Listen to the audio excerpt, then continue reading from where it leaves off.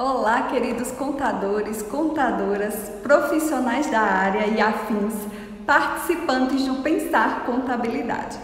Eu sou Mayara Ingrid, contadora e empresária contábil, e estou aqui para conversar um pouco com vocês sobre compliance tributário, uma perspectiva dentro das organizações contábeis. Desde já, quero agradecer o convite do professor Edgar Madruga por participar como palestrante desse evento. Tive a oportunidade de ser aluna BSSP no MBA de Auditoria Digital e Direito Tributário em Arapiraca, Alagoas. E o meu tema do artigo para a conclusão da pós também foi sobre compliance, só que numa perspectiva sobre o nível de maturidade das empresas no Brasil. Então, para apresentar algo mais aplicável no nosso dia a dia enquanto contadores e empresários contábeis, vou explanar mais a fundo sobre o compliance tributário. Porém, antes de mais nada, vou lhes apresentar também o conceito e os pilares do compliance, como funcionam os programas e quais os benefícios que as empresas têm com a implantação segundo o estudo da KPMG. Para partir daí, irmos para o universo do compliance tributário e como ele pode nos auxiliar nas rotinas internas das nossas organizações. Então, vamos lá. A palavra compliance é uma palavra inglesa e quer dizer agir de acordo com. Agir de acordo com uma lei, uma norma ou um regimento interno. Os programas de compliance tiveram origem nos Estados Unidos no início do século XX, quando foram instituídas as ações regulatórias norte-americanas. As exigências ao cumprimento das normas ficaram mais rígidas e as empresas tiveram que se adequar a esse regime. O método se desenvolveu com as instituições financeiras e principalmente com a fundação do Banco Central dos Estados Unidos, criador de um sistema seguro de acordo com a legislação. No Brasil, essa filosofia começou a ser mais sutil no final da década de 90, com a Resolução 2554 do Banco Central do Brasil em 98, quando as regras europeias e norte-americanas baseadas no compliance foram absorvidas pelo país, mas se difundiu com maior força depois da promulgação da Lei 12.846 de 2013, conhecida como a Lei Anticorrupção, que trata da aplicação de penalidades judiciais e administrativas às pessoas jurídicas descumpridoras de tal legislação. O programa de compliance existe para que as empresas criem mecanismos capazes de evitar a prática de atos ilícitos, como corrupção ou fraude. No entanto, um programa de compliance deste não é uma tarefa fácil. O Brasil é um dos países com as normas de compliance mais complexas do mundo, ou seja, é de difícil adesão. O país hoje ocupa a 7ª posição no ranking e é a 2ª na América Latina na aplicação do compliance. O número de empresas que investem nos programas deste tipo atualmente tem crescido em virtude aos escândalos de corrupção nos quais foram envolvidas algumas empresas brasileiras nos últimos anos. Além da pressão dos stakeholders, por uma governança corporativa mais clara e transparente. O tema tem sido cada vez mais comum nas reuniões dos conselhos administrativos e trago para vocês alguns benefícios da aplicação dos programas, para que se tenha uma governança corporativa também mais clara e transparente. Segundo o estudo da KPMG, principalmente também em decorrência de alguns fatores, como a rápida mudança no cenário econômico, pressão governamental exigindo melhoria contínua do ambiente interno, também a elevação dos custos com a regulamentação, a cobertura adversa da mídia, exigências dos mercados de capitais, redução da confiança dos consumidores, a complexidade e a velocidade das mudanças dos negócios e a pressão sobre a margem de rentabilidade. Bem, trago para vocês agora alguns benefícios da implantação do Compliance.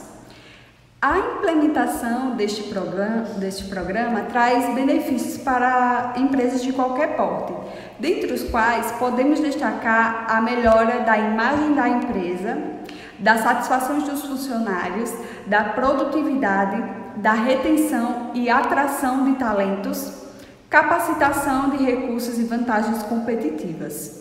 Os benefícios vão além da organização e do cumprimento correto das obrigações e da redução de aplicações de multas e punições com o descumprimento das leis. As consequências da implantação promovem melhorias na empresa de forma generalizada, trazendo vantagens significativas, como algumas que vou destacar agora. Prevenção e identificação de riscos, proteção à diretoria executiva, proteção à marca, à imagem e à reputação das empresas, maior competitividade e atratividade nos negócios, proteção a perdas, fraudes e abusos. O compliance também fica como um assunto presente nas reuniões de negócios, alinhamento com os objetivos estratégicos da empresa. A empresa fica proativa e líder no mercado de atuação, praticam as boas práticas de governança corporativa e fica dentro da tendência mundial.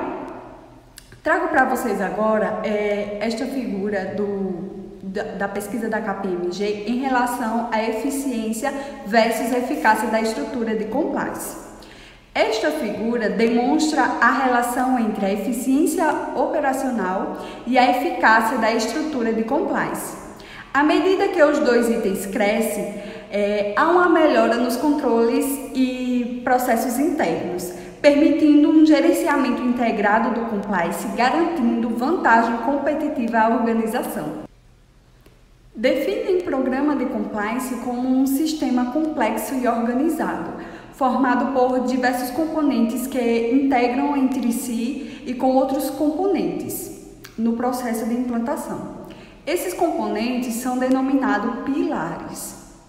Para atender os requisitos mínimos da implantação, é importante que o programa contemple os 9 pilares que agora eu vou explicar cada um deles. O suporte da alta administração. Esse pilar é muito importante, pois para a obtenção do sucesso do programa, deve receber apoio incondicional da alta administração.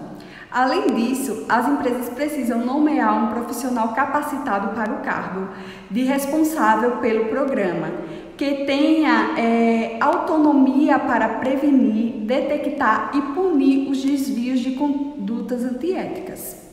Vale destacar também que este profissional deverá ter um entendimento completo da empresa. Outro pilar importante é a avaliação de riscos. Esse é um pilar base de sucesso do programa, visto que o que será construído deverá ser levado em consideração também os riscos que foram identificados, como relevantes nessa fase de análise. Para que este processo seja efetivo, é necessário realizar algumas etapas, tais como fazer o planejamento, ter a entrevista, a documentação e a catalogação de dados e o estabelecimento de medidas necessárias. O próximo pilar é o Código de Conduta de Políticas de Compliance. Uma vez que os riscos foram avaliados e toda a documentação necessária foi identificada, inicia-se o processo de documentação do programa. É a formalização da postura da empresa com relação aos diversos aspectos do negócio, servindo de guia para que todos os funcionários e alta administração sobre como ser a sua conduta para se manter firme na ética e na legalidade. O próximo pilar é controles internos. Podem ser entendidos como um mecanismo que mitigam os riscos operacionais e de compliance. Esses controles garantem que os livros e registros contábeis sejam reflexos fiéis aos negócios e às operações das empresas. O próximo pilar é o treinamento e comunicação. Esse momento é extremamente importante para todos na empresa, pois todos devem ser comunicados sobre o programa e seus papéis. Além disso, os mesmos precisam ser capacitados para garantir o sucesso do programa. Para a realização dos treinamentos, o responsável tem diversas maneiras para colocá-los em prática, visando sempre o equilíbrio entre o custo e o benefício. Outro pilar importante é os canais de denúncia, pois o programa deve oferecer um meio para que os colaboradores, parceiros comerciais, alertem a empresa de possíveis violações no Código de Conduta, as outras políticas ou até mesmo posturas inadequadas de funcionários que agem em nome da empresa. Todo relato e denúncias são anônimos e confidenciais, instigando as pessoas a denunciarem quando perceberem que algo está fora da conduta padrão que a empresa espera. Investigações internas também é um pilar bastante importante. Todos eles são. Bem, nas investigações internas, as empresas devem possuir processos que permitam a averiguação de não conformidade, a fim de atender às denúncias de atos ilícitos ou antiéticos. Uma vez que a denúncia foi apurada e os responsáveis identificados, medidas punitivas e ações corretivas devem ser aplicadas aos infratores. A auditoria em terceiros também é um pilar bastante importante. São empresas que realizam negócios através de terceiros que devem adotar um processo robusto de avaliação prévia de contratação, prevenindo que estes cometam atos ilícitos enquanto representam a empresa. A auditoria de terceiros deve seguir os seguintes princípios: ser baseada em riscos, fazer sentido, ser aplicada constantemente e, por fim, ser registrada. O último pilar é a auditoria e o monitoramento. A complexidade do programa mede-se por sua efetividade. E para saber se de fato o programa está sendo efetivo, torna-se necessário implantar um processo interno que avalie periodicamente os processos, bem como as auditorias regulares, para garantir que os pilares estão funcionando conforme previsto. E se está havendo a conscientização dos colaboradores, se os riscos existentes estão sendo mitigados e se novos foram devidamente identificados. Podemos dividir as empresas em 5 níveis de maturidade no que se refere à implantação do compliance. São elas: nível baixo, que são as empresas com poucos esforços ou nenhuma ação está sendo direcionada pela organização para assegurar um ambiente ético. Neste nível, a empresa está altamente exposta a risco de corrupção. No nível médio-baixo, são as empresas também com poucos esforços ou ações isoladas estão sendo direcionadas pela organização para assegurar um ambiente ético. Neste nível, a empresa está com alta exposição de riscos de corrupção. No nível médio, já é um nível que alguns esforços ou ações estão sendo direcionadas pela organização para assegurar um ambiente ético.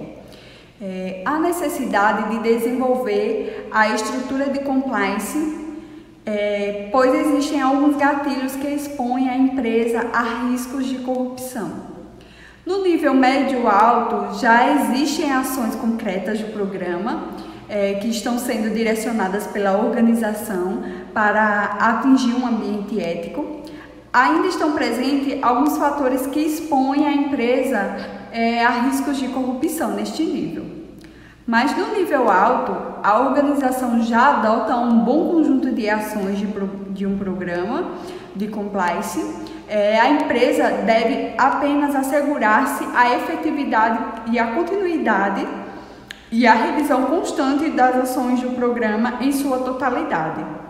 A implantação de um programa deste requer, antes de mais nada, uma análise de riscos, ou seja, uma verificação de todas as vulnerabilidades inerentes às áreas de atuação das empresas e bem como os riscos específicos que ela enfrenta em face de suas peculiaridades. Uma das mais importantes ferramentas para o estabelecimento de um modelo de cultura corporativa de compliance é a formalização das diretrizes e expectativas de um código padrão de conduta determinados pela empresa. Essas políticas definem a pedra fundamental do compliance. A norma norte-americana AS 3806 é o primeiro padrão do mundo a apresentar os princípios para o desenvolvimento, a implantação e a manutenção dos programas de compliance. Esta norma australiana ainda define que a elaboração do programa deve ser baseada nos princípios agrupados, que são o comprometimento, a implementação, o monitoramento, a mediação e melhoria contínua do programa. Aí você pode pensar, para que implantar um programa de compliance na minha empresa ou na empresa a qual presto serviço se ela cumpre as leis e não se envolve em atos ilícitos como fraude e corrupção? Eu te respondo que é por um simples motivo. As empresas e as organizações são feitas por pessoas e nem todas as pessoas são íntegras como você. Não há como assegurar-se que todas as pessoas agirão com a mesma conduta e que não praticarão atos de corrupção, pois as coisas podem estar acontecendo bem próximos de você e você não está percebendo. E para piorar, você pode até se responsabilizar por estes atos. Com relação à fraude, conto um fato curioso para vocês. Se você acha que a sua empresa não existe fraude, já pode se desesperar. Todos os estudos sérios sobre fraude são unânimes e afirmam que toda empresa existe fraude. Umas em menores escalas, outras em maiores. Mas o grande erro é achar que não há, pois damos ainda mais brecha para que ela aconteça. Acredito que a maioria das pessoas tem acompanhado as investigações da Polícia Federal sobre corrupção e fraude, em que grandes organizações foram envolvidas, né? E por consequência disso, elas tiveram o temido abalo à reputação e, claro, a punição. Quando uma empresa se envolve em atos ilícitos, ela perde totalmente o valor e a credibilidade no mercado, pois alguém vai querer negociar com uma empresa corrupta? Acredito que não. Falando ainda sobre escândalos e empresas envolvidas em atos de corrupção, eu recordo o caso do Mensalão, que na época foi citado muitas empresas envolvidas. Mas naquela época não havia uma lei que punisse as empresas pelos atos de corrupção, diferente da Operação Lava Jato, que foi a lei que já foi pós-lei anticorrupção, ela já havia sido instituída, e não só os gestores, mas as empresas hoje também respondem pelos crimes de corrupção. Outra lei muito importante no combate à corrupção no Brasil é a Lei da Lavagem de Dinheiro, que é a Lei 12.683 de 2012. Essa é um pouco mais antiga que a Lei Anticorrupção, mas, porém, estabeleceu que determinadas pessoas jurídicas deverão adotar políticas e procedimentos de controles compatíveis com o seu porte e volume de informações, que lhes permita atender ao disposto no artigo 11, na forma disciplinada do compliance anti-lavagem. O artigo 11 determina a comunicação ao COAF, que é o Conselho de Controle de Atividades Financeiras, que sejam informadas no prazo de 24 horas o nome de quem formule proposta ou realize transações em moeda nacional ou estrangeira, títulos e valores mobiliários, títulos de créditos, metais e qualquer ativo passível de ser convertido em dinheiro que supere o valor fixado por autoridade competente. As empresas identificarão seus clientes e manterão um cadastro atualizado, devendo sempre preservar o sigilo das informações. Então, vamos partir agora para o compliance tributário nas organizações contábeis. Sabemos que a legislação tributária no Brasil é muito vasta e complexa, onde o contador desempenha um importante papel neste cenário. Nessa linha de complexidade tributária, temos estudos que avaliam como a complicação da legislação tributária gera erro, aumentando os custos de conformidade e riscos para o contribuinte.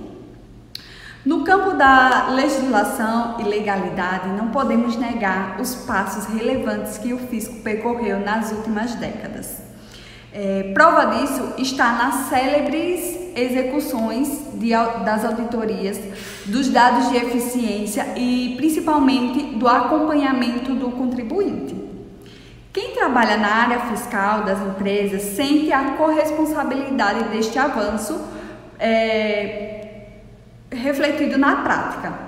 Cabe aqui destacar a responsabilização dos administradores, contadores e sócios mediante a prática de atos ilícitos, dos riscos existentes na condução dos negócios.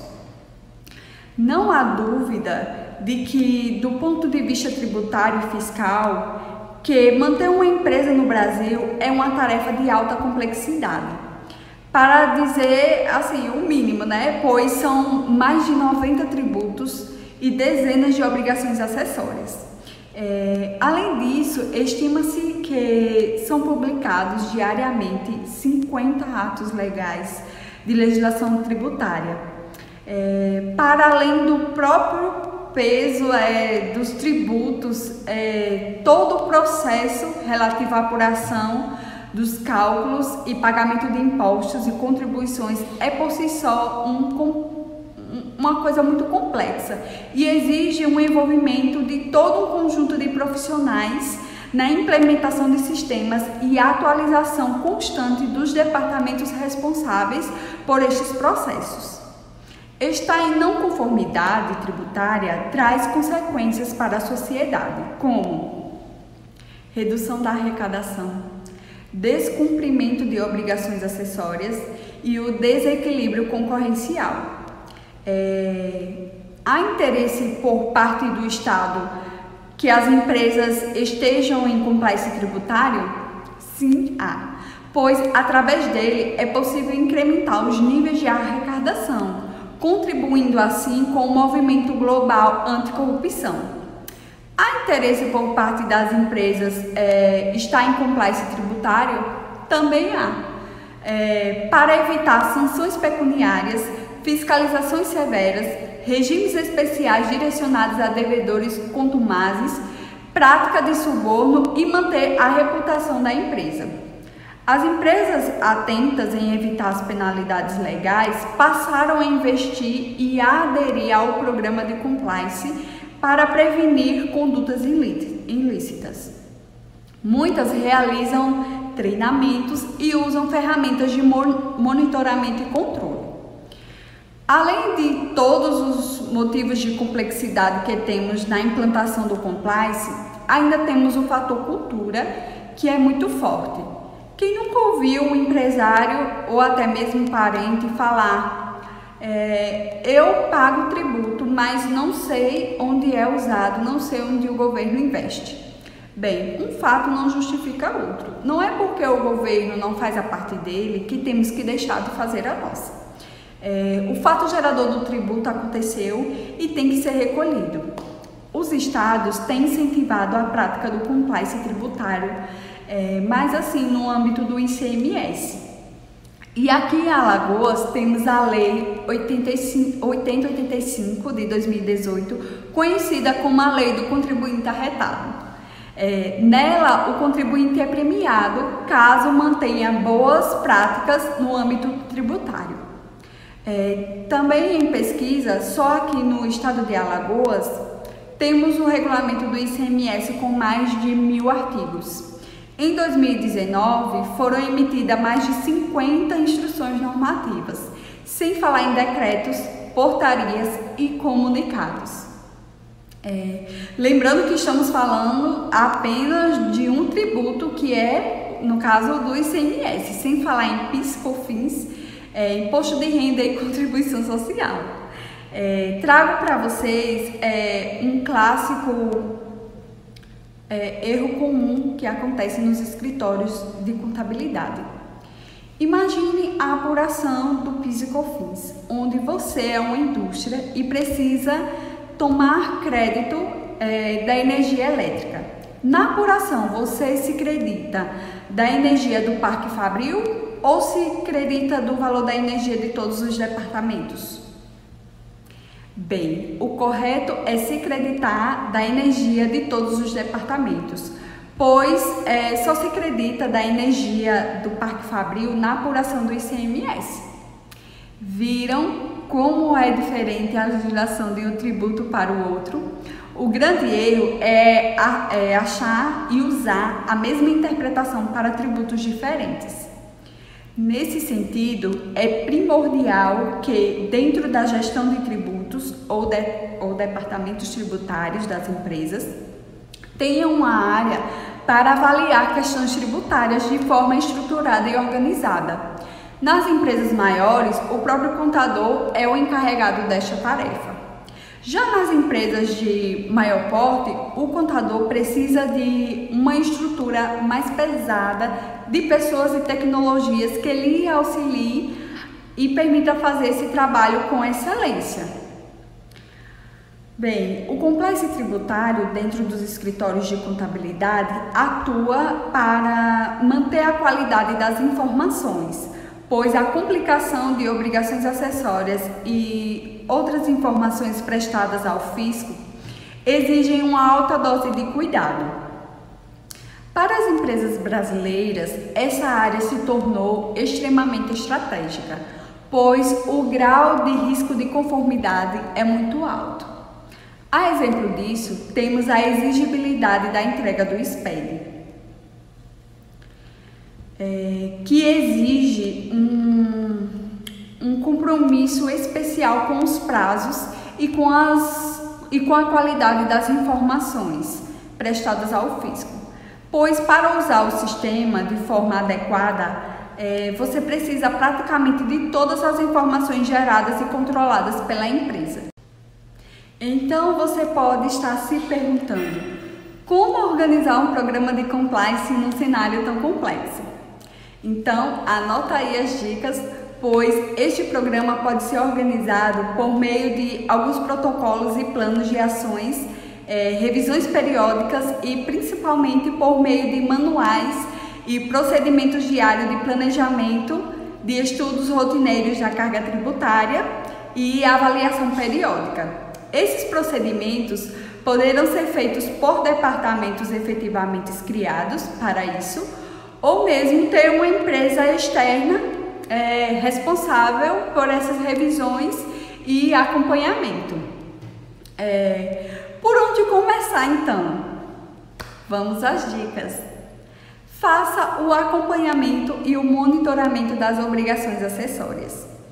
Todo o processo operacional está sujeito a falhas, principalmente quando envolve a ação humana. Entretanto, quando eles estão relacionados a algum tipo de controle fiscal, o impacto de uma falha pode ser enorme. Por isso, um dos primeiros pontos positivos de estar em compliance é investir no monitoramento das obrigações acessórias, o que permite identificar e tratar as falhas em tempo hábil. Alguns problemas mais comuns que a prática ajuda a eliminar são erros recorrentes que as empresas cometem, como emissão de nota fiscal com crédito indevido, código de CFOP e prestação aplicado de forma incorreta, emissão de nota fiscal sem ter tomado o devido crédito, que é o contrário da primeira, o uso do NCM ou que inexiste ou errada, gerando tributação maior ou menor, falha no cálculo da alíquota do ICMS. Então, esses são alguns problemas de rotina para muitas empresas que podem gerar impactos extremamente negativos. Então, implantar uma política para corrigir esses erros é muito importante. A segunda dica é ter o controle da entrega das obrigações acessórias. É tão importante quanto prestar contas ao fisco com as informações corretas. Fazer isso dentro do prazo legal estabelecido para cada tipo de movimentação financeira. Ainda assim, essa tarefa pode ser desafiadora para qualquer empresa. O motivo é que a complexidade das leis e o volume da mudança e atualização faz com que o calendário fiscal de qualquer organização se torne cheio de datas a serem cumpridas. Uma das vantagens de adotar a prática de compliance tributário é justamente a garantia que estão sendo feitas as informações registradas e não representa um trabalho que coloque em risco ao comprometimento dos prazos. Com a política definida, é possível desenvolver um mapeamento dos processos mais aprofundado. Com ele, são identificados os principais obstáculos que os profissionais encontram na prestação de contas.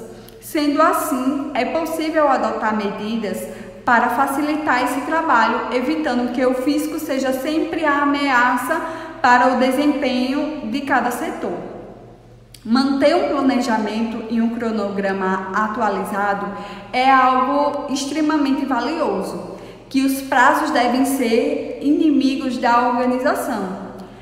Vale destacar ainda que os gestores devem estar sempre atentos ao controle da entrega, no qual eles se adiantem aos prazos e verifiquem se tudo está ok, se está sendo feito no tempo certo.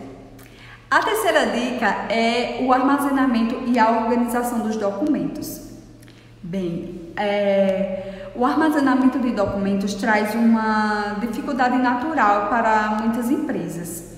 Com um volume tão grande de arquivos impressos e eletrônicos, como é possível estabelecer com coerência os critérios para guardá-los para que sejam mantidos de maneira segura e ao mesmo tempo fáceis de encontrar?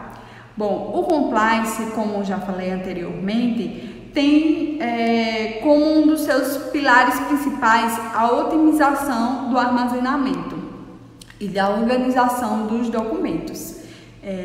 Com a prática em dia, é possível estabelecer critérios com base no planejamento de cada organização, facilitando o agrupamento de documentos em categorias, sendo primordial a adoção de armazenagem de arquivos em nuvens. Bom, outra dica importante é ter o monitoramento das certidões negativas de débitos. Bem, as CNDs são documentos que atestam a ausência de pendências fiscais de uma empresa ou indivíduo, assim como a boa conduta legal, sem citações em processos judiciais, por exemplo. Por isso, elas representam uma importante garantia de que a adequação às normas e às leis estão acontecendo, algo que impacta até mesmo na credibilidade com clientes e parceiros. A adoção de práticas de compliance favorece o monitoramento mais rigoroso das CNDs. Afinal, tão importante quanto manter a conformidade com o fisco é ter em mãos os documentos que atestam isso. A outra dica é fazer o alinhamento das obrigações com os colaboradores e parceiros. Um dos grandes desafios da maioria das empresas está no fato de que não basta um especialista conhecer as leis. Por mais que haja disposição e capacitação técnica para a manutenção da conformidade fiscal, o risco e a falha humana está sempre presente. Nesse sentido, uma política de compliance funciona como um mecanismo de alinhamento das expectativas das empresas com os seus colaboradores e parceiros. Com as regras estabelecidas, leva aos profissionais as boas práticas que devem ser seguidas para evitar a inconformidade. No entanto, é fundamental que isso não seja aplicado simplesmente por meio de um livro de regras. A eficiência da política de compliance depende de um trabalho de conscientização e engajamento também das pessoas. Isso pode ser feito, por exemplo, em meio a um treinamento, tanto no processo de integração de novos profissionais, como em cursos periódicos de reciclagem. A participação coletiva é um grande diferencial para evitar problemas com o fisco. Deixo aqui um modelo de compliance tributário que eu encontrei no livro de compliance tributário da BSSP e eu achei bastante interessante e eu vou colocar a imagem aqui para vocês. No momento atual em que vivemos de pandemia, acredito ter sido um dos momentos mais difíceis na área contábil, pois nem todos os escritórios estavam preparados para trabalhar home office. Compartilho com vocês a nossa experiência. Bem, já estava no nosso planejamento estratégico de 2020 trabalhar 100% sem papel, por muitos motivos. Espaço físico, agilidade na execução das tarefas e, por consequência, agilidade na entrega das obrigações acessórias. Então, começamos o ano com o protocolo online, uma ferramenta de armazenagem em nuvens, para que os clientes anexassem os documentos e as informações para o escritório, deixando para trás aquele velho malote cheio de papel. Bem, no princípio não tivemos uma boa aceitação dos clientes, como havíamos imaginado. Muitos clientes não aceitaram usar a ferramenta com a justificativa de que não ia fazer o papel da contabilidade, pois a cultura do contador guarda-livros ainda é muito forte, mas mesmo assim não desistimos. É aquele ditado: não tem um mal que não traga um bem. Com a pandemia, vimos esse quadro mudar, pois não tínhamos condições de receber os malotes e aí tiveram que adotar o protocolo online para enviar as informações. Olha que maravilha! Eles perceberam a importância da contabilidade digital neste momento. E com o passar dos dias, aqueles clientes que não queriam usar a ferramenta ligaram para o escritório para pedir treinamento de como usar. Então, mas os desafios não pararam por aí. Enquanto estava acontecendo essa mudança de cultura dos clientes com o papel, estávamos nós nos adaptando à nova realidade de trabalharmos em casa. E vimos a necessidade de quebrar as barreiras físicas do nosso escritório, pois nossa contabilidade já é digital. As informações que recebemos dos clientes estão em nuvens, assim como o nosso sistema contábil. Também um cenário perfeito para novas oportunidades de negócio.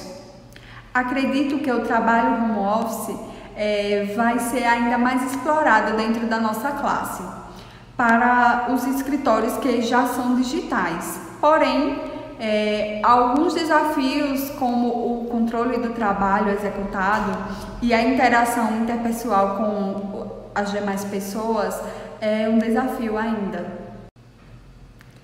Então, para finalizar, percebe-se que a boa intenção e a honestidade dos empreendedores são indispensáveis para garantir a integridade da empresa e para ela se manter competitiva no mercado. Contudo, sozinhos, esses valores não são suficientes. Para que a integridade seja garantida, é recomendável que a empresa estabeleça valores, regras, mecanismos e procedimentos para orientar a atuação de seus funcionários e dirigentes, tanto internamente quanto na relação com clientes e parceiros, com o objetivo de detectar e sanar a ocorrência de desvios, fraudes, irregularidades e atos ilícitos praticados contra a administração das organizações. Esse conjunto de medidas adotados pela empresa com a intenção de evitar a ocorrência de irregularidades está mais comum com o passar do tempo por diferentes motivos, tendo como objetivo o aumento do grau da confiabilidade perante os seus usuários internos e externos. A empresa que pauta suas operações em restrita observância às normas de compliance, utilizando uma equipe de alto nível, revela-se preparada para se apresentar dentro de sua área de atuação de maneira transparente, se inserindo em um cenário nacional e internacional de maneira competitiva, garantindo melhor rentabilidade e se diferenciando dos concorrentes. O que, todavia, exige um comprometimento da pessoa jurídica como um todo, em face aos aspectos de sua implantação e manutenção. Contudo, o fato é que agir com transparência, ética, em conformidade com as leis do país, onde deseja-se atuar, trata-se de um caminho sem volta, influenciando cada vez mais na reputação empresarial brasileira, que é base para a confiança, um dos pilares da competitividade e sobrevivência empresarial. Como vocês puderam perceber, o compliance tributário é algo que não pode ser ignorado. Sua ausência causa uma série de danos difíceis de contornar. E ter uma implantação eficaz pode preservar a saúde da empresa. Então, deixe um conselho. Faça uma análise da sua organização e veja como uma política de compliance tributária pode ser adotada para otimizar os seus processos fiscais e fortalecer ainda mais sua parceria comercial com seus clientes e usuários. Bem, então é isso, pessoal. Chegamos ao fim. Obrigada a você que está assistindo pela atenção. Bom evento a todos. Caso tenham alguma dúvida ou queiram entrar em contato comigo sobre esse e qualquer outro assunto na área, vocês me acham nos contatos abaixo. Espero ter gostado, terem aprendido, terem anotado as dicas. E é isso. Obrigada e até a próxima.